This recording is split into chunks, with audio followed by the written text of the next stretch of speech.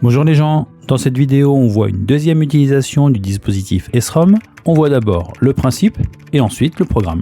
Et c'est parti!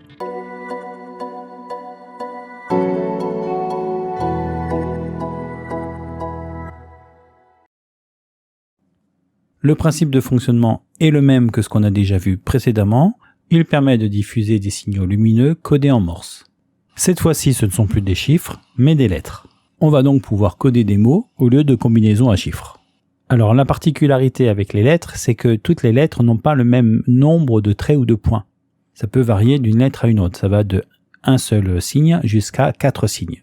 Pour faciliter un peu le décodage, puisqu'avec 26 lettres et plein de traits, plein de points, etc. qui se mélangent, je réutilise le principe des couleurs, mais pas tout à fait de la même façon que celle qu'on a utilisée précédemment. Une couleur était associée à un chiffre. Cette fois-ci, on va avoir une couleur de début, c'est-à-dire que ça va être la première lettre, et ensuite une alternance de 2 couleurs.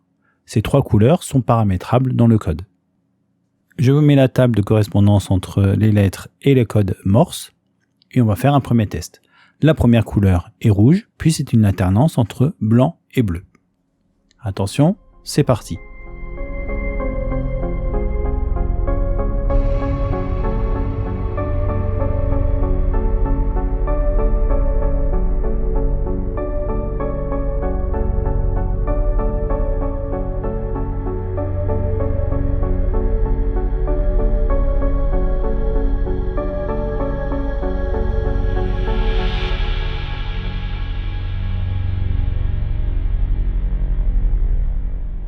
Pour une fois, je ne vous donne pas la réponse. À vous de me donner ce que vous avez trouvé dans les commentaires.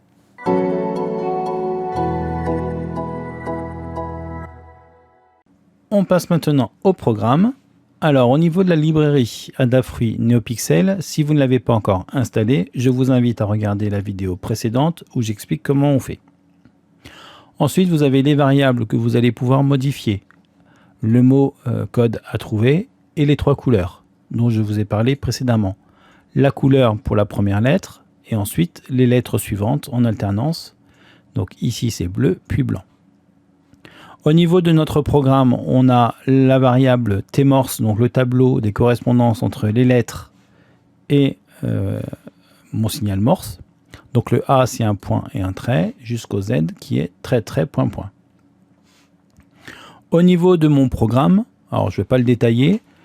La seule chose que vous allez pouvoir modifier éventuellement, alors après vous pouvez modifier d'autres choses, mais au niveau des délais, si vous estimez que c'est trop long ou trop court, vous pouvez modifier ici les délais d'émission des couleurs.